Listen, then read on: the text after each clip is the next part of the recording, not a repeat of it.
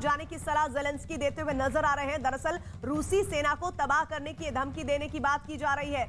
जिंदगी चाहते हो तो वापस लौट जाओ, ये ज़ेलेंस्की रूसी सेना को चेता रहे हैं, एक धमकी दे रहे हैं ज़ेलेंस्की की रूस को बड़ी चेतावनी। ज़ेलेंस्की वो शख्स, वो राष्ट्रपति यूक्रेन के जो अभी तक मैदान में डटे हुए हैं, न सिर्फ डटे हुए हैं बल्कि अपनी सेना का और अपने नागरिकों का हौसला बढ़ाने में उनकी पहली प्राथमिकता। और ऐसे में अब ज़ेलेंस्की रूस को बड़ी चेतावनी देते हुए नजर आ रहे हैं और वो ये कह रहे हैं कि रूसी सैनिकों को भाग जाना चाहिए, नहीं तो रूसी सेना को आगे परिणाम भुगतने के लिए तैयार रहना होगा। जिंदगी चाहते हो तो वापस लौट जाओ। लेकिन एक बात जो सच है वो ये कि इस वक्त रूसी सेना ने खार्किव में खास तौर पर और तमाम वो ऐसे हिस्से जो ईस्टर्न यूक्रेन के हैं वहां पर भारी तबाही मचाई है। और उस तबाही का मंजर ये है कि लाखों की तादाद में लोग यूक्रेन छोड़कर वहां से जा रहे हैं। फिलहाल स्थिति ये नजर आ रही है, आप ये समझ लीजिए कि ज़ेलेंस्की अभी भी मैदान में अपने आप को डटा हुआ साबित करने में लगे हुए हैं।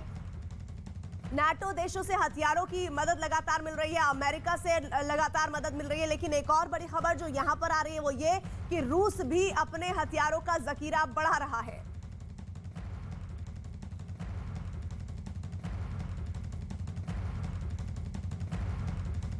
Куди б вони не зайшли, всюди знищать. У них не буде тут спокою, у них не буде тут їжі, у них не буде тут жодної тихої хвилини. Окупанти отримують від українців тільки одне – відсіч. Люту відсіч. Таку відсіч, що вони назавжди запам'ятають, що ми свого...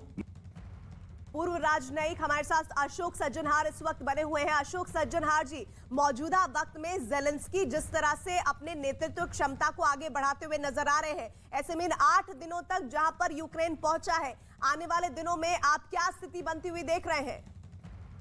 देखिए, मैं तो ये समझता हूं जो रूस जब यहाँ पर आया था तो उसने सोचा था जो 2-4 दिन में वो पूरे यूक्रेन के ऊपर अपना आधिपत्य जमा लेगा, अपना अधिकार जमा लेगा। परंतु जिस प्रकार का नेतृत्व, जैसे आपने कहा, बिल्कुल ठीक कहा, मैं आपसे सहमत हूं, जो जिस प्रकार का नेतृत्व राष्ट्रपति ज़ेलेंस्की ने दिखाया है, और कोई भी ये नहीं उनसे उम्मीद लगाए हुए था, किसी को भी ये नहीं उम्मीद थी जो वो ऐसा नेतृत्व कर पाएंगे, क्योंकि उनकी जो पॉपुलैरिटी रेटिंग्स थी वो नीचे चलती जा रही थी और सपोर्ट थोड़ा और कम हो रहा था उनके लिए। परंतु जैसे उनको ये भी न्योता दिया गया इंग्लैंड की तरफ से, जो आप आइए यहाँ पर हमारे यहाँ एसाइलम ले लीजिएगा। राष्ट्रपति बाइडेन ने भी कहा जो हम हवाई जहाज भेजते हैं, आप यहाँ पर आ जाइए, वहाँ से हम आपको इवैक्यूएट कर देते हैं। तो उन्होंने कहा मुझे वहाँ बाहर जाने की कोई शौक नहीं है, आप मुझे अस्त्र शस्त्र भेजिए जिससे कि मैं लड़ाई कर सकूं। और देखिए, रूस जो कि पूरी दुनिया का दूसरा सबसे बड़ा ताकतवर देश है, वो यहाँ पर आ गया है और 8 दिन तक वो मशक्कत किए जा रहा है।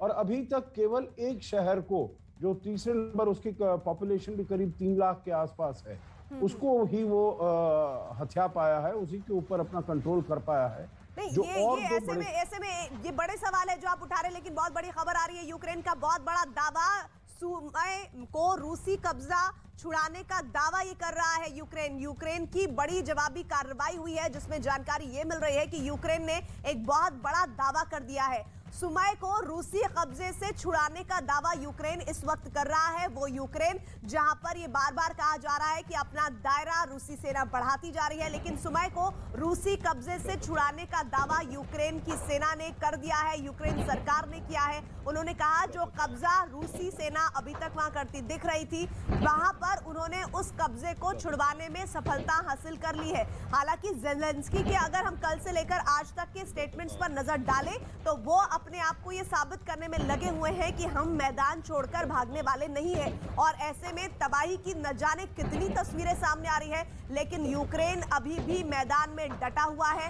तोपें लगातार दागी जा रही है, जिस तरह से मिसाइल अटैक हो रहे हैं, रॉकेट लॉन्चर से लगातार अटैक की तस्वीर आ रही है। इस बीच ये देखिए, साथ ही बमबाजी के बीच जो इमारतें हैं वो धराशायी हो रही है, आगजनी की तस्वीर आ रही है। मेरे साथ इस वक्त कर्नल उत्कर्ष राठौर, डिफेंस एक्सपर्ट, जुड़ रहे हैं। कर्नल उत्कर्ष राठौर, मेरा सवाल सीधा आपसे ये, वो रूस जो चाहता तो तुरंत यूक्रेन को अपने कब्जे में ले लेता है, लेकिन उसने रणनीतिक तौर पर यह फैसला क्यों लिया कि वो अपनी कम सेना को उतारेगा और 8 दिनों तक ये युद्ध चलाएगा। क्या ये उसकी सोची समझी रणनीति थी या फिर उसने यूक्रेन को कम करके आंका?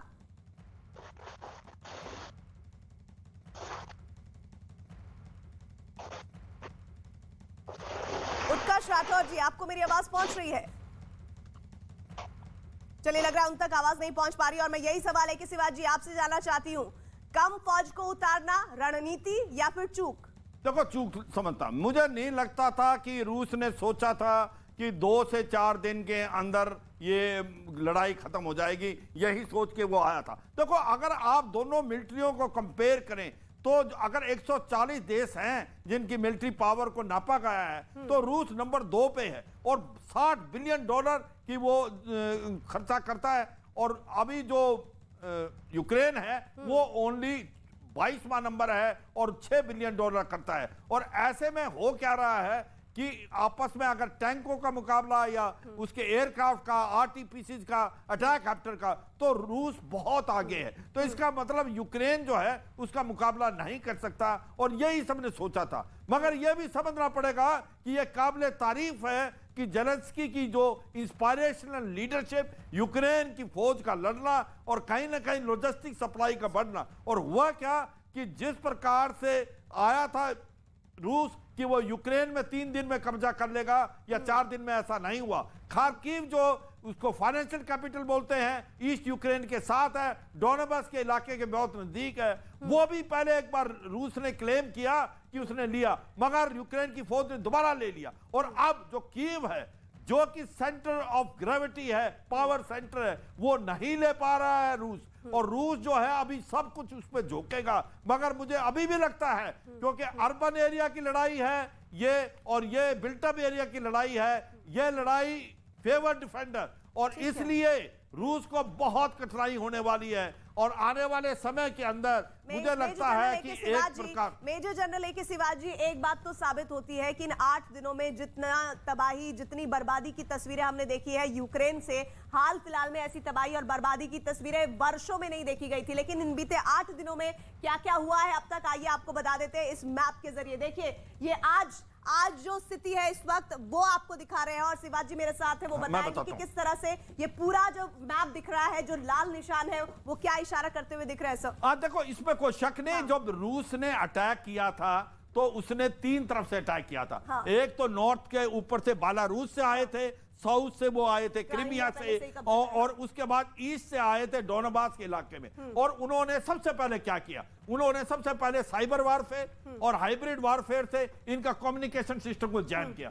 और उसके बाद इन्होंने इनका जो एयर डिफेंस सिस्टम S-300 और उसकी जो चेर्नोबिल का भी जिक्र कीजिए। बिल्कुल, चेर्नोबिल के भी, तो मैं ये कहने की कोशिश कर रहा हूं कि उन्होंने क्या किया कि उसको बर्बाद कर दिया, एयर डिफेंस सिस्टम, एयरफील्ड जो है उनको बर्बाद कर दिया। इसके बाद वो टैंकों और अटैक हेप्टर की मदद से आए, आ तो गए मगर उन्होंने सक्सेस नहीं मिली, खार्किव में भी और ना ही कीव के अंदर। कीव जो है एक बिल्कुल बिल्कुल, ये इसलिए क्योंकि कीव को लेना इतना आसान नहीं है, उसके अंदर जेवलिन मिसाइल। बात करूंगी सर, एक बड़ी खबर इस वक्त आ रही है, बड़ी खबर इस वक्त यूक्रेन और रूस के बीच जारी युद्ध के दरमियान इस वक्त ब्रेकिंग न्यूज ये है कि रूस समर्थक चेचेन नेता का बड़ा बयान सामने आया है। यूक्रेनी कमांडरों के सिर पर रखा गया है इनाम, यूक्रेनी अफसर पर $5 लाख का इनाम घोषित किया गया है। चेचेन नेता का रूस के पक्ष में यह बयान सामने आया है। हालांकि देखिए, जो बड़ा पक्ष है वो यूक्रेन के साथ खड़ा हुआ है, लेकिन रूस और यूक्रेन के बीच युद्ध में चेचेन नेता का बड़ा